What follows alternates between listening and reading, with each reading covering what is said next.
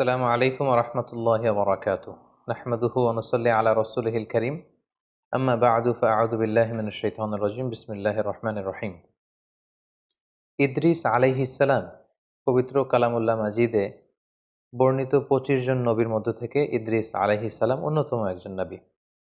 পবিত্র কালামুল্লাহ মাজিদে খুব প্রেসাইজলি কেবলমাত্র ২টি সূরার ২টি আয়াতে আল্লাহ তাআলা ইদ্রিস আলাইহিসসালামের ব্যাপারে উল্লেখ করেছেন। যেমন সূরাতুল মারিয়ামে আল্লাহ তাআলা উল্লেখ করেছেন, ওয়াজকুর ফিল কিতাবি ইদরিস ইন্নাহু কানা সিদ্দীকান নাবিয়্যা ওয়া রাফা'নাহু মাকানান আলিয়্যা। অর্থাৎ হে নবী, আপনি কালামুল্লাহ মাজিদে কোরআনের ভেতর ইদ্রিসের কথা উল্লেখ করুন। নিশ্চয়ই তিনি ছিলেন সত্যবাদী একজন নবী এবং আমি তার সম্মানকে, মর্যাদাকে অনেক বেশি সুউচ্চ করেছি, আমি তাকে উচ্চ মর্যাদা দান করেছি। মারিয়ামের এই আয়াতটি ছাড়া সূরাতুল আম্বিয়ার আরও একটি আয়াতে আল্লাহ তাআলা সাইয়েদনা ইদ্রিস আলাইহিস সালামের কথা উল্লেখ করেছেন। সে আয়াতে কেবলমাত্র ওনার নামটি উল্লেখ করেছেন। আল্লাহ বলছেন, অন্যান্য নবীদের সাথে মিলিয়ে তিনি ইরশাদ করছেন, ওয়া ইসমাঈলা ওয়া ইদ্রিস ওয়া দাল খিফল কুল্লুম মিনাস সাবিরিন ওয়া আদখালনাহুম ফি রাহমাতিনা ইন্নাহুম মিনাস সালিহিন। অর্থাৎ ইসমাঈল, ইদ্রিস এবং যুল কিফল তারা প্রত্যেকেই ছিলেন ধৈর্যশীলদের অন্তর্ভুক্ত। তাদের প্রত্যেককে আমি আমার বিশেষ রহমত দিয়ে বেষ্টন করেছি এবং তারা ছিলেন সৎকর্ম পরায়ণশীলদের অন্তর্ভুক্ত ব্যক্তি। কালামুল্লাহ মাজিদের সূরাতু মারিয়াম এবং সূরাতু আম্বিয়ার এ দুটি আয়াত ছাড়া আর কোথাও সাইয়েদনা ইদ্রিস আলাইহিস সালামের ব্যাপারে উল্লেখ করা হয়নি। সুনানে নাসাইতে একটি সহিহ হাদিসেও আমরা ইদ্রিস আলাইহিস সালামের ব্যাপারে উল্লেখ দেখতে পাই, যেক্ষেত্রে উল্লেখ হয়েছে যে আল্লাহ রাসূল সাল্লাল্লাহু আলাইহি ওয়াসাল্লাম যখন মেরাজে গিয়েছিলেন, আমরা জানি মেরাজ রজনীতে ৭টি আকাশে ৭টি স্তরে তিনি ৭ জন নবীর সাথে সাক্ষাৎ করেছিলেন। সেখানে তিনি চতুর্থ আসমানে সাইয়েদনা ইদ্রিস আলাইহিস সালামের সাথে সাক্ষাৎ করেছিলেন। এবং নূহ আলাইহিস সালাম, উনি কি ইদ্রিস আলাইহিস সালামের আগে পৃথিবীতে নবী হয়ে এসেছেন, নাকি ইদ্রিস আলাইহিস সালাম নূহ আলাইহিস সালামের আগে পৃথিবীতে এসেছেন? এ নিয়ে গবেষকদের মধ্যে মতানৈক্য রয়েছে। কেউ কেউ বলেন যে নূহ আলাইহিস সালাম এসেছেন ইদ্রিস আলাইহিস সালামের পরে, কেউ কেউ বলেছেন নূহ আলাইহিস সালাম এসেছেন ইদ্রিস আলাইহিস সালামের আগে। অনেকে বলে থাকেন যে ইদ্রিস নামটি এসেছে মূলত আদ-দিরাসা থেকে, কারণ আরবিতে দারাসা ইয়াদরুসু মানে হচ্ছে টু স্টাডি, পড়া, অধ্যয়ন করা। ইদ্রিস আলাইহিস সালাম উনি খুব বেশি পড়াশোনা করতেন। ওনার আগের নবী শীস আলাইহিস সালাম এবং আদম আলাইহিস সালামের উপর যে সহিফাগুলো আল্লাহ তাআলা নাজিল করেছিলেন, এই সহিফাগুলো উনি খুব বেশি স্টাডি করতেন, খুব পড়তেন, খুব অধ্যয়ন করতেন। এজন্য ওনাকে ইদ্রিস নামে নামকরণ করা হয়েছে। সাইয়েদনা ইদ্রিস আলাইহিস সালাম ইরাকের বাবেল নগরীতে জন্মগ্রহণ করেন এবং পরবর্তীতে তিনি দাওয়া কাজে মিশরে গমন করেন এবং সেখানেই তিনি তাওহীদের দাওয়াত মানব মণ্ডলীর কাছে তিনি ছড়িয়ে দিয়েছেন। এবং সহিহ ইবনে হিব্বানের এক বর্ণনা অনুযায়ী আমরা জানতে পারি যে আল্লাহ তাআলা সাইয়েদনা ইদ্রিস আলাইহিস সালামের উপর ৩০টি সহিফা তিনি নাজিল করেছিলেন।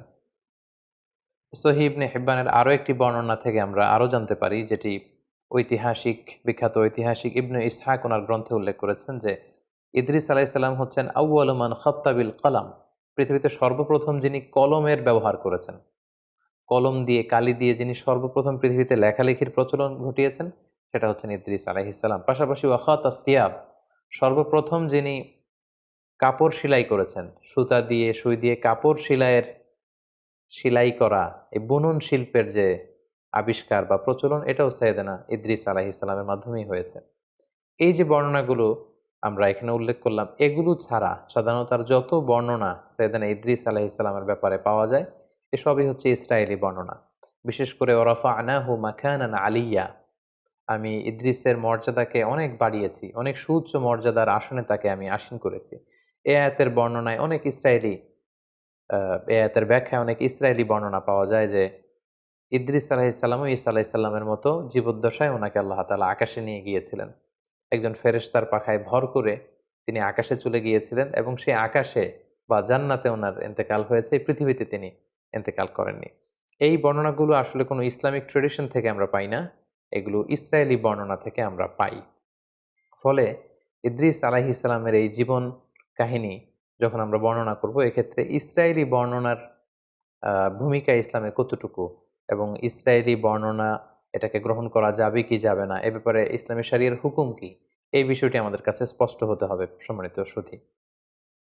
এ পর্যায়ে আমরা হুকমুল ইসরাইলিয়াত, ইসরায়েলি যে বর্ণনাগুলো আছে, যেগুলো বাইবেলে আছে, ওল্ড টেস্টামেন্টে আছে, বা যেটাকে আমরা তালমুদ বলছি, অর্থাৎ ইহুদি এবং খ্রিস্টানদের যে বর্ণনাগুলো, সেগুলোর ব্যাপারে আমাদের ভূমিকা কি হবে।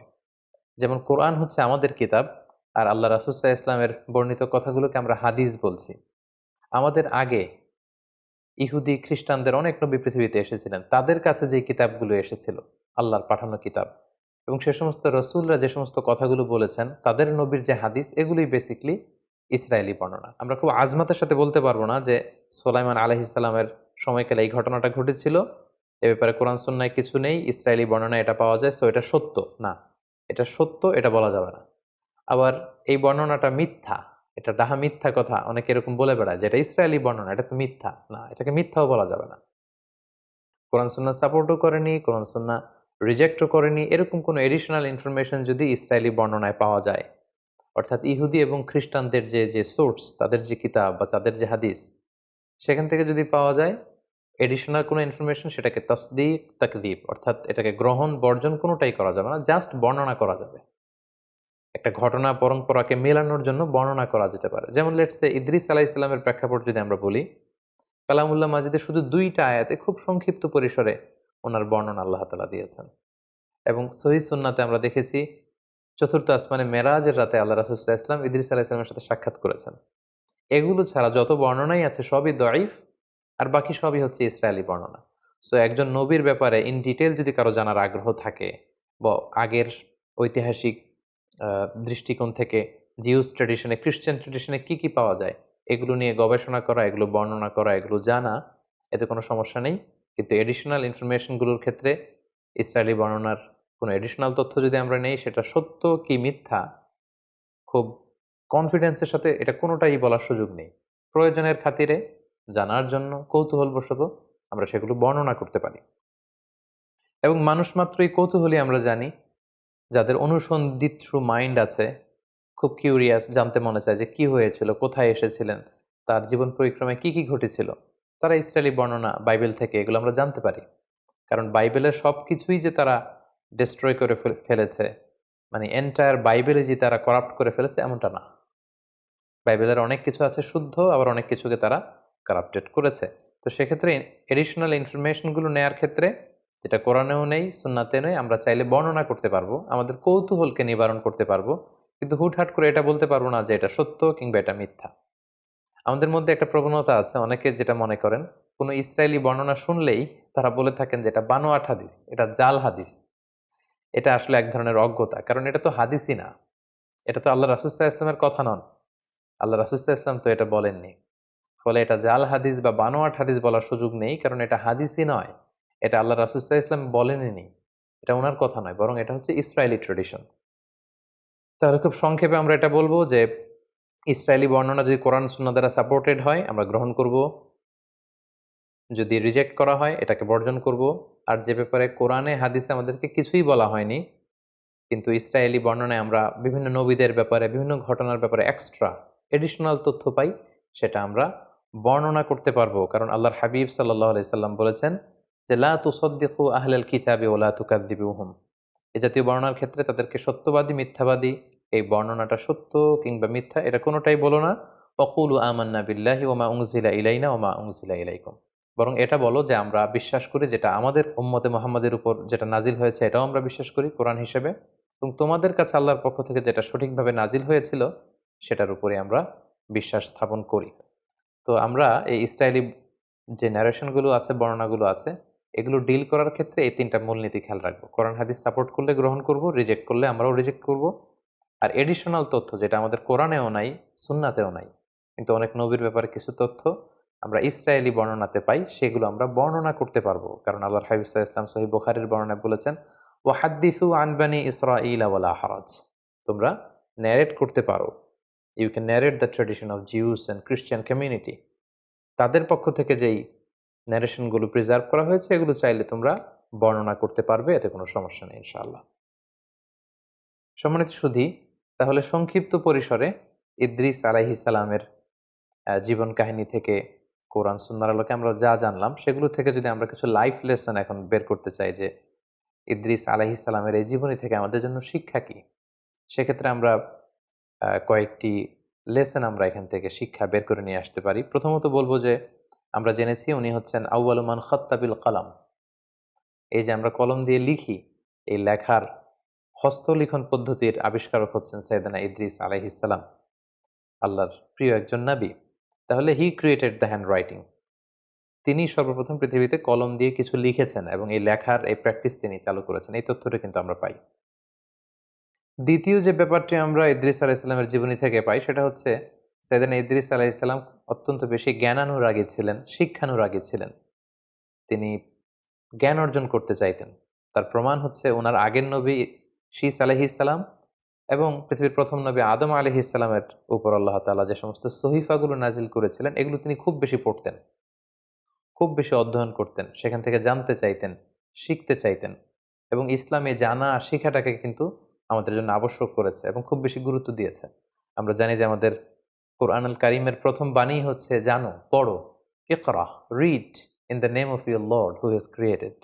পড়ো তোমার প্রভুর নামে যিনি তোমায় শিক্ষা দিয়েছেন। তাহলে ইসলামও কিন্তু আমাদের সর্বপ্রথম জিকির করতে বলেনি, সালাত আদায় করতে বলেনি, যাকাত দিতে বলেনি, হেজাব করতে বলেনি। ইসলাম সর্বপ্রথম আমাদেরকে যে বিষয় উদ্বুদ্ধ করেছে সেটা হচ্ছে জ্ঞান অর্জনের প্রতি আমাদেরকে উৎসাহিত করেছে, লার্নিং এর প্রতি উৎসাহিত করেছে, স্টাডি করা, রিসার্চ করা, এগুলোর ব্যাপারে উৎসাহিত করেছে। এবং এটার একটা ইন্সপায়ারেশন কিন্তু আমরা সাইয়েদনা ইদ্রিস আলাইহিস সালামের জীবনী থেকে পাই। কারণ তিনার আগে যে সমস্ত কিতাব সাহিফা নাজিল হয়েছে এগুলো তিনি খুব বেশি পড়তেন। তিনি অত্যন্ত বেশি জ্ঞান অনুরাগী ছিলেন। সাইয়েদনা ইদ্রিস আলাইহিস সালামের জীবনী থেকে আরো একটি বিষয় আমরা জানতে পারি যে উনি খুব কর্মঠ ছিলেন, সাদাসিধে জীবনযাপন করতেন। যেটার প্রমাণ পাওয়া যায় যে তিনি নিজ হাতে নিজের জামা বা কাঁথা এগুলো সেলাই করতে জানতেন। সেলাই করার বা হস্তবুনন শিল্পের ব্যাপারটিও কিন্তু উনার সময় থেকে শুরু হয়েছে। এ থেকে আমরা বুঝতে পারি যে উনি খুবই কর্মঠ ছিলেন, হার্ড ওয়ার্কিং ছিলেন। আমরা অনেকে নবীদের ব্যাপারে এরকম ধারণা করে থাকি যে ওনারা মানুষ নয়। আসলে ব্যাপারটা কিন্তু ভুল। ওনারাও মানুষ ছিলেন এবং ওনারা এই পৃথিবীতে হার্ড ওয়ার্ক করেছেন, স্ট্রাগল করেছেন। ওনারা বাজারে যেতেন, বাজার করতেন এবং ওনাদের লাইভলিহুডের জন্য ওনাদের আর্নিং করা লাগতো, উপার্জন করা লাগতো। জীবনের যে স্ট্রাগল গুলো আছে এগুলো সবগুলো পেরিয়ে ওনারা নিজেদেরকে প্রমাণ করে, করে মহামানব হিসেবে তারা পৃথিবীতে স্বীকৃত হয়েছেন। তো এক্ষেত্রে আমরা এটা বুঝতে পারি যে সাইয়েদনা ইদ্রিস আলাইহিস সালাম অত্যন্ত আ কর্মচঞ্চল একজন মহামানব ছিলেন। খুব কর্মঠ এবং সাদাসিধে জীবনযাপন করতেন। উনার আ হস্তবুনন শিল্পের এই প্র্যাকটিস থেকে আমরা এই বিষয়টি আমরা বুঝতে পারি। পাশাপাশি আমরা এটাও বুঝতে পারি যে অভাবনীয় বুদ্ধিমত্তার অধিকারী তিনি ছিলেন। উদ্ভাবনী ক্ষমতা উনার মধ্যে ছিল। গবেষণা, ধর্মী চিন্তা চেতনার একজন মানুষ ছিলেন, যেটা আমাদের জন্য অনেক বেশি অনুপ্রেরণা যোগায়। সম্মানিত সুধী, আল্লাহ তাআলা আমাদের সবাইকে নবীদের রেখে যাওয়া যে সুন্নাহ, নবীদের রেখে যাওয়া যে পথ, সে পথে যেন আমরা আমাদেরকে পরিচালিত করতে পারি। আল্লাহ তাআলা আমাদের সবাইকে তৌফিক দান করুক। হাযা মা ইনদি ওয়াল ইলমু ইনদাল্লাহ আলাইহি তাওয়াক্কালতু ওয়া ইলাইহি উনীব। ওয়াসসালামু আলাইকুম ওয়া রাহমাতুল্লাহি ওয়া বারাকাতুহু।